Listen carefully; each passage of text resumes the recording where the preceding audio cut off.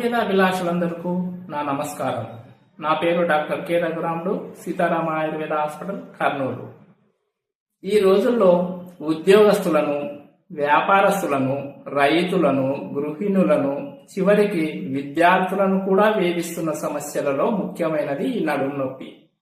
దీనిని సయాటికా అని, lumbar spondylosis అని, మరియు L4, L5, L5S1 డిస్క్ సమస్యలు అని కూడా అంటారు. ఈ వెన్నెముక అనేది నిటారుగా ఒకదానిపై ఒకటి అమర్చిన ఎముకల సముదాయం.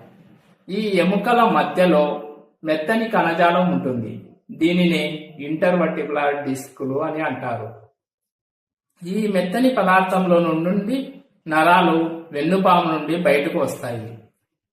ఈ డిస్కులు అనేక కారణాల వలన, ఉదాహరణకు వయసు పెరగడం వలన ఆ డిస్కులు అరిగిపోవచ్చు.